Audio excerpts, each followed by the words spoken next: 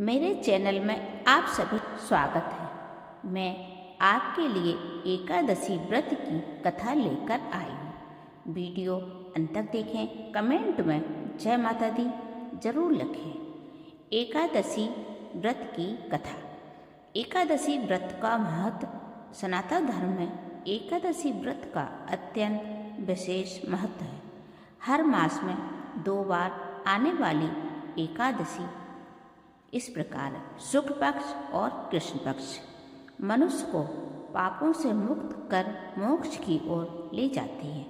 स्वयं भगवान श्री विष्णु ने एकादशी व्रत को पापों का नाश करने वाला व्रत बताया है और भक्ति का द्वार खोलने वाला व्रत कहा है।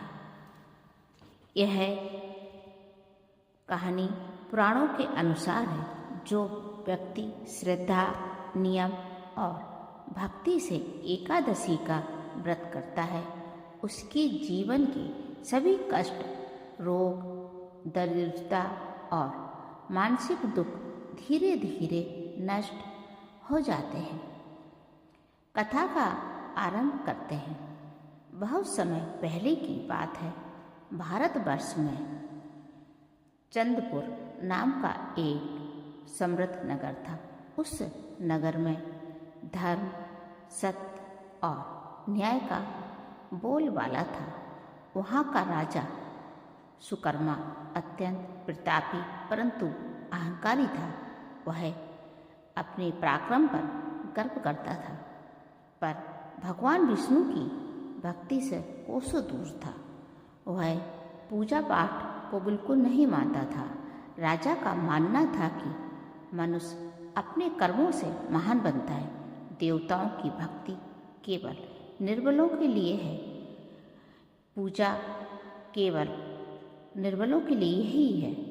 राजा की इस विचार के कारण राज्य में धीरे धीरे अधर्म बढ़ने लगा। प्रजा का दुख, राजा की नास्तिकता का प्रभाव पूरे राज्य पर पड़ने लगा। ब्राह्मणों का अपमान होने लगा और भक्ति का अपमान होने लगा। व्रत, पूजा का उपवास किया जाने लगा। परिणाम स्वरूप यह हुआ कि वर्षा अनियमित हो गई और फसलें सूखने लगी। लोग खाने को तरसने लगे, रोग फैलने लगे, प्रजा दुखी रहने लगी। नगर के वृद्ध, साधु और ब्राह्मण चिंतित थे कि एक दिन नगर में एक तेजस्वी साधु आए। उनका मुख तेज से चमक रहा था और वे सीधे राजसभा में पहुँचे और साधु बोले, राजन, तुम्हारे राज्य में धर्म का ह्रास होने गया है। इसका कारण है कि एकादशी के व्रत का तुम अपमान करते हो। ना तो तुम पूजा करते हो, ना ही किसी को करने देते हो। राजा हंस पड़ा। एक उपवास से क्या संसार बदल सकता है? कोई उपवास कैसे रखेगा? साधु ने गंभीर स्वर में कहा, राजन, एकादशी स्वयं भगवान विष्णु का व्रत है और भगवान विष्णु का ही स्वरूप है। जो इसका उपवास करता है उसके सभी पाप जल जाते हैं। राजा हंसने लगा कि व्रत करने से क्या होगा और जो इसका अपमान करता है वह स्वयं विनाश को बुलाता है। राजा ने व्यंग से कहा, यदि ऐसा है तो मैं एकादशी नहीं रखूँगा, देखता हूँ क्या होता है। उस रात राजा को भयानक स्वप्न आया और उसने देखा कि अंधकार से भरे लोक, यमदूतों का भय, आग जल रही है, पापों का बोझ। राजा पसीने में डूबकर जाग गया, लेकिन अंधकार कम नहीं हो रहा था। अहंकार ने उसे स्वीकार नहीं करने दिया। कुछ ही दिनों में राजा बीमार पड़ गया और इतना बीमार पड़ा, उसका शरीर साथ नहीं दे रहा था।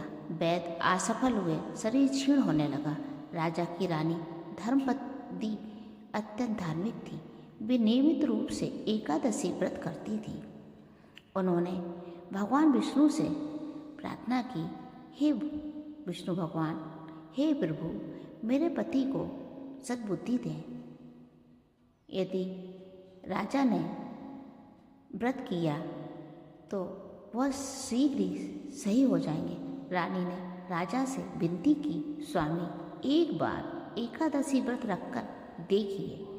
राजा ने दुर्बल स्वर में कहा, ठीक है, यदि इससे मेरा कष्ट दूर होता है तो मैं प्रयास करूँगा। और इस प्रकार राजा ने रानी का कहा मान लिया। रानी ने राजा को विधि बताई। 10वीं की रात से अन्न का त्याग करना होगा। एकादशी को निर्जला या फलाहार का व्रत रखना होगा। विष्णु नाम का स्मरण करना होगा। विष्णु सहस्त्र नाम का भी स्मरण करना होगा। द्वादशी को ब्राह्मणों को भोजन कराना होगा। राजा ने पहली बार अहंकार को त्याग कर व्रत का संकल्प लिया। एकादशी की रात राजा को स्वप्न में भगवान विष्णु दिखे। उन्होंने देखा कि प्रभु बोले, राजन, अहंकार ही सबसे बड़ा पाप है। जो व्यक्ति अहंकार नहीं करता है उसके सारे पाप धुल जाते हैं। एकादशी व्रत से तुमने पश्चाताप किया है। प्रभु ने अमृत वर्षा की। राजा का शरीर स्वस्थ हो गया। और फिर राजा ने जैसे ही सुबह हुई, राजा पूर्णतः स्वस्थ था। उसने सभा में घोषणा की कि राज्य में एकादशी का व्रत अनिवार्य होगा और ब्राह्मणों का सम्मान होगा। धर्म की पुनः स्थापना होगी। राजा स्वयं हर एकादशी व्रत रखने लगा। धीरे धीरे वर्षा होने लगी, फसलें लहराई, रोग समाप्त हुए, प्रजा सुखी हुई। राजा सुकर्मा महान भक्त बन गया और वह जीवन के अंत में राजा ने एकादशी के दिन प्राण त्यागे। स्वयं भगवान लेने आए।